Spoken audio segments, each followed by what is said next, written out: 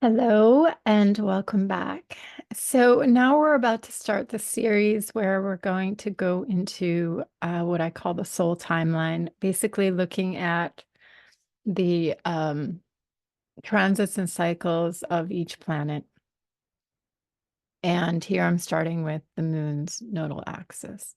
This is a really powerful transit. So I'll get into this in just a minute. This is a graphic that I made a while back, actually. And this is something that I put into my soul map book, the birthday book that I create. And so it's not everything, but it is a little bit of what some of the major transits and cycles that everybody goes through. So we can see here the first Saturn return, age 29 to 30, major passage into adulthood, maturity, service and social roles, self-responsibility, personal contribution and family karma. So, and then we have over here the second Saturn return, 29 and a half years later, age 58. Then we have the moon's nodal return, which we're going to get into in this class. The north node of the moon, the nodes of the moon, right? But if we just simplify it down to the north node of the moon, takes 18 and a half years exactly in its own orbit. And so that is a 18 and a half year cycle of when the north node of the moon, how long it takes for it to return to the exact position when looking at your birth chart that it was at the time of your birth. And so every 18 and a half years, we have the north node returns to the north node. And of course, the north node, the nodal axis is so powerful in its symbolic reference as one of the deepest karmic paths for us, what we've really come here to realize and resolve and to experience and express ourselves in a certain way. Of course, we are limited to time and space. And we also are tapped into infinite potential. So I hope that you just don't get me wrong here how I consider astrology, and that we are fated in a certain way to our birth charts, to these archetypes, to these trauma patterns, etc. I also am deeply tapped into the understanding that we can create all kinds of possibilities in a lifetime that go beyond prediction, that go beyond what was thought possible within that realm of potential, that we can go far beyond it.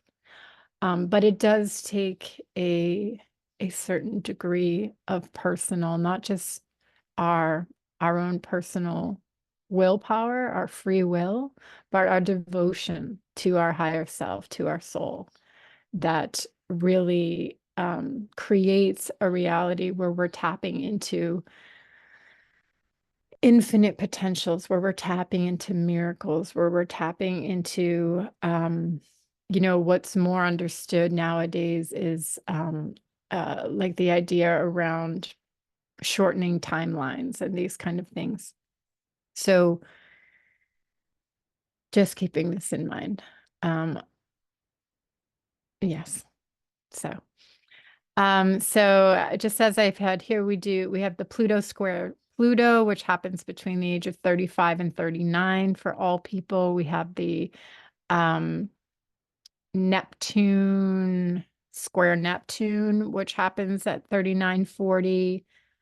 So these are all major gateways in time for a person, major soul growth periods where when we are going through any kind of transit or cycle, we are going essentially through an up-leveling, upgrade in our experience, in our soul nature, in our the way in which we are connecting to our soul and this whole physical worldly experience that involves the ego structure. And so we have the Uranus opposition, which is one of the most powerful, happening at the age of 42, between 42 and 44. Total revolution of self on the most individualized level. So, of course, the deeper we get into understanding cycles and transits with each planet, you essentially, it's this whole synthesizing with what does the planet itself represent.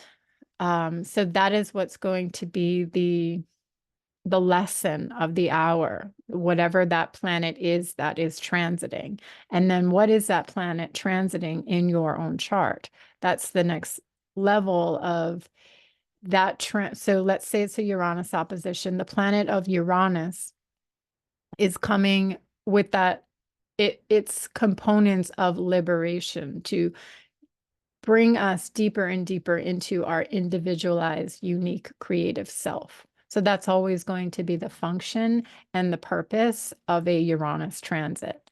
It's going to create change. It's going to create disruption in the normal frame and structure of things because we are conditioned, because we are allowing certain things to sort of rule and control our lives because we have false mental constructs and belief systems. And eventually, in certain times, we break through those.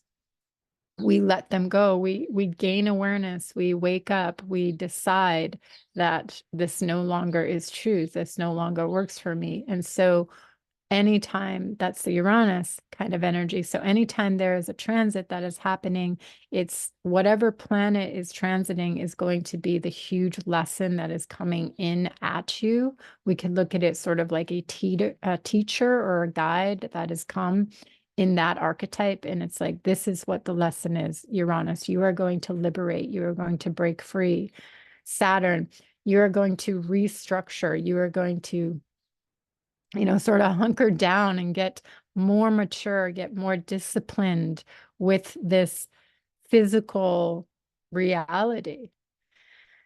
And so, and whatever planet archetype in your own psyche that planet is contacting, that's what's going to go through the process with whatever planet that is transiting.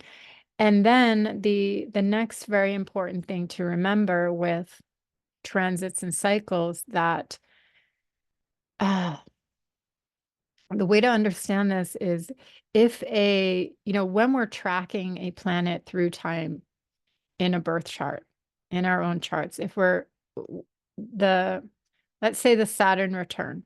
Okay, so we know that the Saturn return is its own thing. When someone is under and the influence of Saturn, we can say, when we're going through a cycle where we're in this frame of time that has a theme about this sort of lesson in life, then if it's Saturn, for instance, then it's going to be a time representing maturity, taking on responsibility for the structure, for the physicality of life, or where we need to put in the time, the energy, the effort, where we need to mature, where we need to grow up, where we need to be an adult, where we need to take responsibility, provide in such a way that creates structure and a system, a foundation that we can exist upon, because we need structure, we need maturity, we need integrity, we need to give effort and energy. We need to do the hard things. Surviving is not easy. Focusing our time, energy, devotion, and effort and discipline and commitment is not easy, but we do it. We have to do it. And it's going to happen no matter what. It's in what direction is it going to happen? Where is our discipline? Where is all this, right? So if we're in a Saturn return, that's the energy of the lesson of the hour.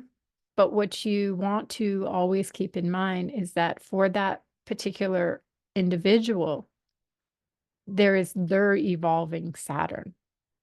Okay, so that's where we take it to the next level. Anytime there is a transit happening, wherever Uranus is transiting a chart, you want to understand the person's natal Uranus.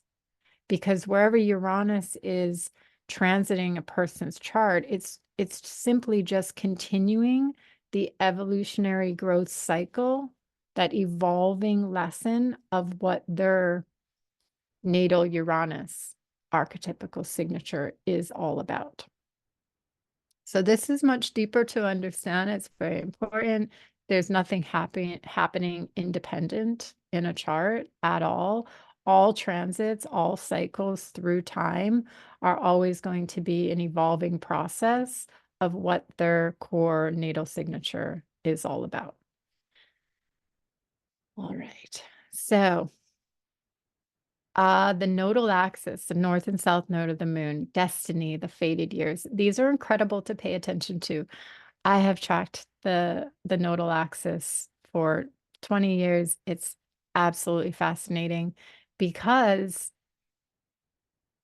there's just incredible potency here that, you know, when we consider the north and south node having to do with that deep emotional core soul purpose and intention that a person has come in to actualize, realize, and experience themselves through.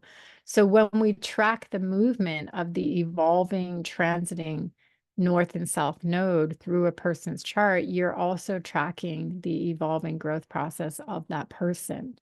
And events will and do always occur when the transiting north node comes into, so its return is every 18 and a half years. So the 18th and a half year is very, very powerful. We all know what happens at 18. People, it's a what's it called? What's the word for it? Oh, I can't remember right now, but it's a milestone. Okay. We all know that 18 years old is a milestone. It's well acknowledged, right? And what it represents is the north node returning to the north node. It's the close of an 18 and a half year, let's just say 18 to keep it simple, an 18-year cycle of the direction of where the north node, where the destiny, the higher path was pulling the person to evolve in reflection to the south node, what was already so well familiar. So at the north nodal return, that is a time where it is the close of one cycle and the beginning of a whole new one, a new direction after all of those years of awareness and growth and experience. A new one begins, a new one is set in place. So when you track back and when you look, the next one would be the 37 years old. And so that will be another year where you can feel coming up to those years that things are closing, things are shifting. There's more for me. I don't know what it is. I don't know what I'm stepping into. I have no idea where I'm going. I just know that this is not it anymore. That gradually starts to seep in when you pay attention, when you look, when you see it.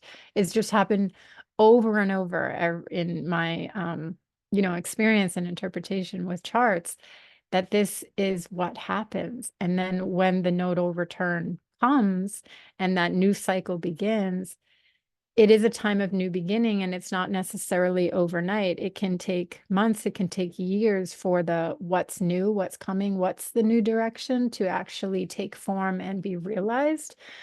But that is the experience. And so because it's an 18 and a half year cycle, when the north node returns, it takes 9 years for it to come to its opposition. So the north node will move in its transit and it will come to the south node in a person's chart. So that's the 9-year opposition.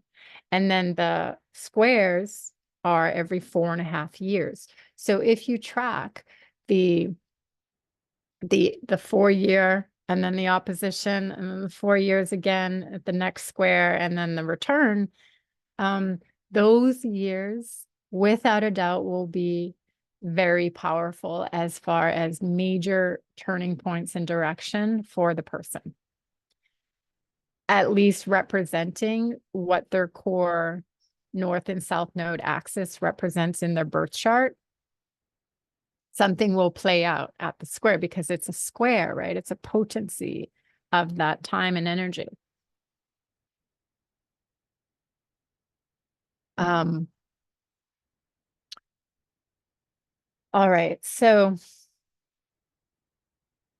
I just have a couple examples here to give some visuals and understand this a little bit clearer. So yeah, what I have here is so as I said, the north node is 19.5-year cycle. It returns, and then it begins its journey again 9 years later, it becomes at the opposition. So this is what I'm showing you here. So as we can see here, this person born in 2006, 9 years later, we have the opposition at the in 2015. So the other thing to understand without getting too confused is we know that the planets move counterclockwise, right? So we start at Aries, and then we go to Taurus, then we go to Gemini, and the planets move counterclockwise through the birth chart. However, the north and south node move backwards. So a little confusing, a bit technical. Again, astrology is quite simple. It's just got a lot of details. So we just need to get all the details to understand. So the north node is moving from Virgo to Leo to Cancer. So it's moving the other direction, just so you know, when you're tracking it through time, when you're looking in an ephemeris. Again, if you don't have a program like this, it's a solar fire where you can track things, and you can do it just manually in an ephemeris. That's how I did it for a very long time, about 10 years or so.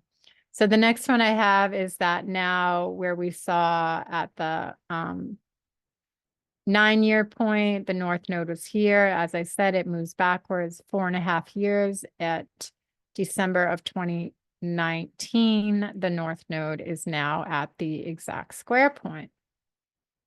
So this would be a really significant and powerful time and year for this person. And it's going to be whatever's going on in that particular year. As I said, it's going to be about the continuing evolutionary journey and growth process that is signified in their nodal axis symbolism. So once you understand what that is, then you can understand what this whole cycle in motion is going to represent. So now what we have here is the nodal return. And this is in July of 2024. This person will be 19.5 years old. And wait, I'm sorry. This person will be 18.5 years old, of course. And and that's the return. 18.5 years, the north node returns. All right. So what I want to just show you is that so that's one way to track the nodal transit. And you want to pay attention to those years that the north and south node are squaring its own north and south node, that the north and south node are conjunct and in the oppositions to their own north and south node in the chart. Those are going to be very significant years of a person's life that's directly connected to their core soul intention process. Now, another thing that is really powerful is when tracking other planets. So when there's a transit of another planet, for instance, right here, I have Saturn. Let's say Saturn comes And I just put Saturn here. This is an actual, but Saturn, let's say Saturn comes to a position where it's exactly square someone's nodes in their own birth chart. So what you need to do when you're doing this is that in all cases with transits, of course, each planet has its own time and rate of movement. So Venus and Mars, when they come into a transit with any planet, they're only going to be a matter of a couple days and a couple weeks in their effect. That lesson, that transit is only going to happen for that much time, unless, of course, Mars is retrograde or Venus is retrograde. If Mars or Venus is during their retrograde cycle comes into a conjunction or a square or an opposition with any planet in your chart, then that would be much longer. That will be a couple months, even sometimes up to 4 or 5 months with Mars, that transit is really affecting you. So that's something you want to pay attention to. The rate and duration, the speed of a planet is how long that lesson, that transit is going to go on for. So Saturn is a slower moving planet. It's going to stay in one area for about 9 months or so. It's gonna move ahead about 5 or 6 degrees, and it's gonna retrograde and go back over it. And so that's what happens. And so what I have here is if you pay attention to any time a planet comes into square to the nodal axis in a birth chart, that planet is a skip step. That's a cycle that involves a skip step transit, a skip step cycle. So that's really interesting because what we know about the skip step is it's something that is urgent to be resolved. It's triggering both the past, the deeper, more familiar patterns and habits, and what the person is essentially deeply attached to on an emotional, psychological level. And it's also going to be triggering the higher growth, the higher evolution, the higher path of the person. And so it's a really significant time we can see, and it's very specific in what exactly it's going to be triggering when we look at where the person's south and north node is, and then we consider what house that planet is triggering from. So Saturn, it would be in essence around a time where the challenges around taking more responsibility, getting very clear, when Saturn comes around, reality hits us. It's like, this is the cold, hard truth. This is the look in the mirror. This is what is real. And that might sound a bit bleak. It's not always a negative. It's kind of like, you're going to go into a deep study or deep devotion and commitment to something, some deep branch of knowledge that's going to require a lot of discipline, a lot of time and energy, a lot of effort. So that's very Saturnian. So it doesn't need to be a negative. But we know that this skip step time is going to be emphasized by the Saturnian nature, by the Saturnian character when Saturn's in the skip step. If it's Pluto, that's really intense. That's really powerful. That's going to go on for a year or more. It's going to be in that position. And Pluto represents deep growth on a level of death and rebirth, really needing to let go and surrender something completely and to embrace a whole new reality, a whole new experience of self with Pluto. If we have Jupiter square the nodes, that's going to be a lot quicker. That's going to be about a month time. If it goes retrograde, it'll be a few more months of a time. But you can also consider Jupiter will stay in a house for a year. So you could widen the orb a little bit and say that Jupiter is squaring my nodal axis for this year, not essentially by degree, but the fact that it's in a house for its whole year and it squares the house that your north and south node is. Jupiter represents expansion into higher knowing, into expanding your truth, your belief, your knowledge base, intuition, expansion in time and space, maybe potentially travel. It has to do with the teacher, becoming the teacher, being the student, these kind of things. Uranus squaring the nodes would be a confrontation around what needs to be liberated, what needs to be let go of, in the sense of that it is not your true self. It is conditioning you out of being able to truly express yourself in your most authentic and integral way. So Uranus is a revolution. It's going to trigger the attachments of the past, and it's going to really activate the destiny point.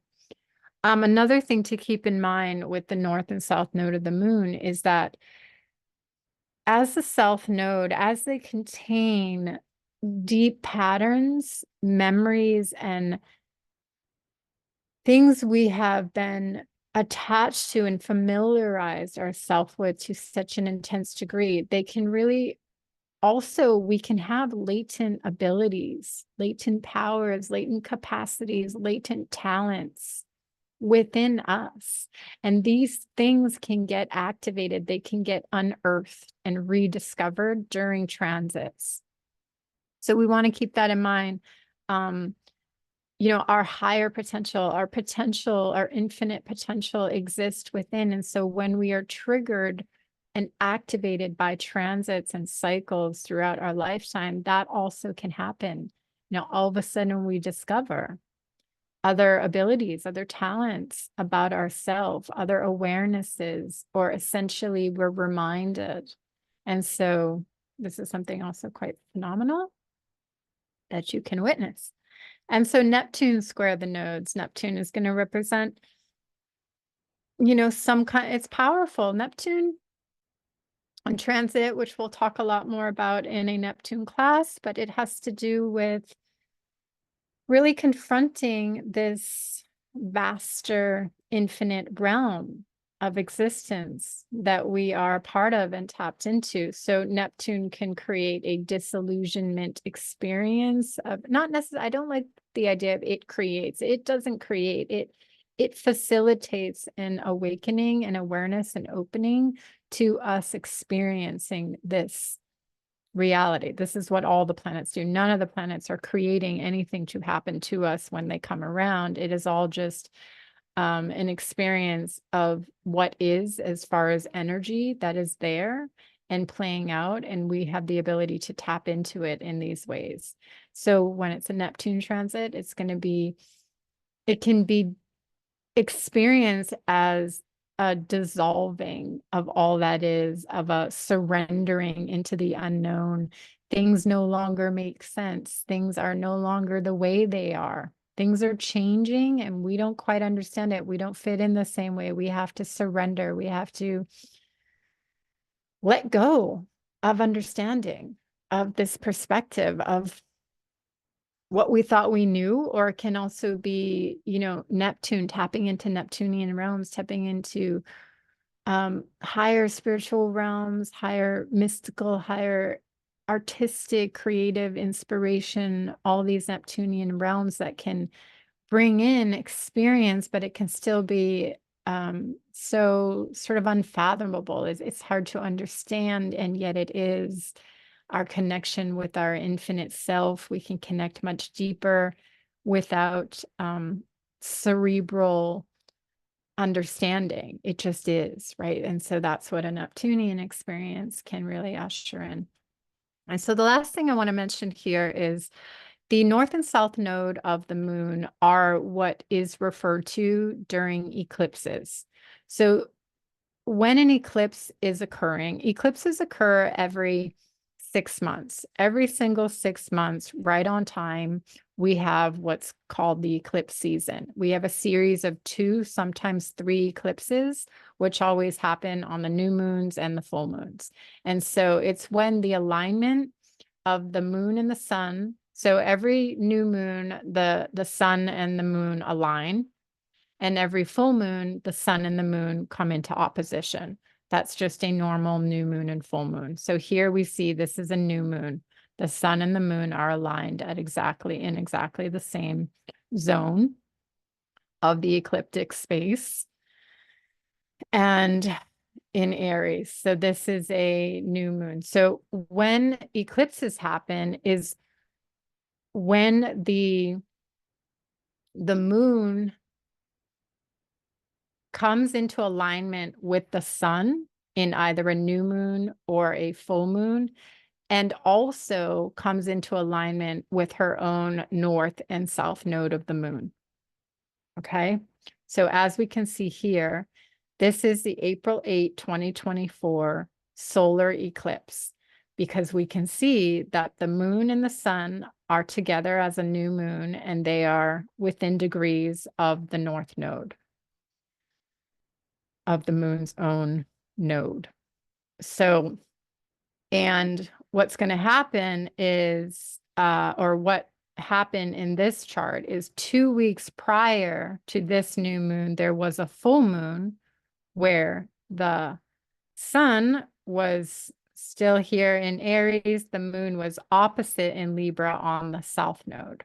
Okay, so that would have been the full moon lunar eclipse, which happened 2 weeks prior, around April 25th, I believe, of 2024. And then we had the new moon solar eclipse. So what you want to know about the eclipses is, or about let's talk about the nodal axis of the moon. The nodal axis of the moon, as I said earlier, is an 18.5-year cycle. So in that 18.5-year cycle, it takes 18.5 years for the north node to travel through the entire zodiac, through all 12 signs. So the north and the south node of the moon, always in its opposite, is going to stay in one sign for 18 months, for a year and a half. So during that 18-month cycle, wherever the north and south node are right now in 2024, the north and south node are currently in Libra, Aries. So the north node is in Aries and the south node is in Libra, and that they stay there for 18 months. That's how long it takes the north node to travel through the 30 degrees of Aries. Okay, so every 6 months is when the sun and moon align back to the north and the south node, wherever they are. So right now we can see that the north node is in Aries. So what happens in a birth chart is that when there is when you have your nodal return, it's going to be when the eclipses are happening. When you have the nodal opposition, it's going to be the 9 years where 9 years later when the eclipses are happening in your sign, in your axis of the north and south node of the moon. So that is really powerful to note. The more and more you deepen into your awareness of the eclipse times and you recognize them in birth charts, you can see that, well, the eclipses are considered portal times, times when there are openings. They're magnified new moon and full moon times that represent magnified experiences of what the new and full moon are. New moons being new seeds planted, full moons being grand completions. So a magnified experience of that the eclipses represent would be bigger things begin, bigger things are let go of, bigger things come to fruition. It can be things that we've been planting seeds for months or years or lifetimes. It is recognizable. Eclipse seasons can be incredibly powerful on an individual level, particularly if they do fall somewhere in your chart that is activating something powerfully, deeply within your own psyche. Then it becomes like, yes, this was the year. This was the year that things happen. So that is, it's valuable to pay attention to the nodal axis, to the transit of the nodal axis, and to be aware of the eclipses when they're happening.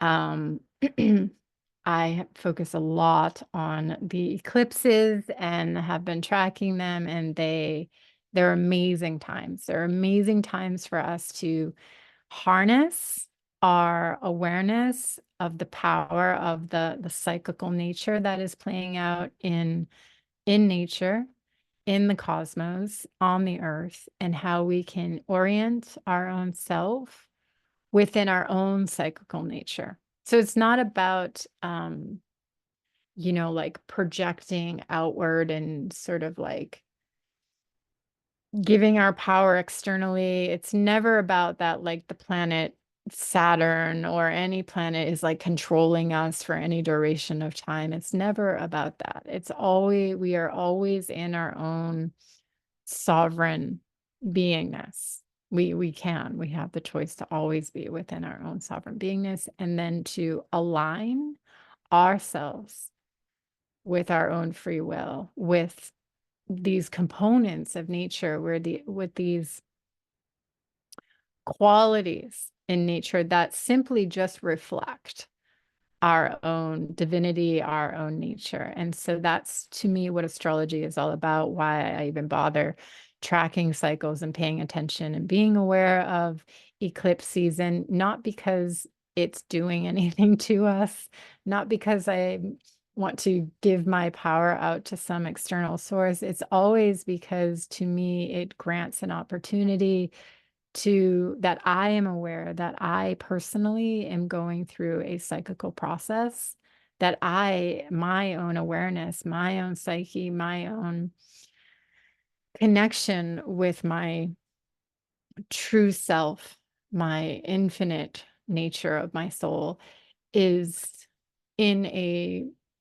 process of growth, that I am in my own cyclical processes of deepening and awareness and healing and resolving and releasing aspects of ego and non-self realities, etc., that this life experience is about. And that when these potent moments where nature aligns, right? An eclipse is just phenomenal. If you've ever witnessed one, it's absolutely, it just represent like it, for me, I feel like these moments in time, they tap us into the infinite. They tap us into this infinite potential, into this, that there is incredible potential and possibility, and the creative potential that is available to us is so amazing. And so when these events occur,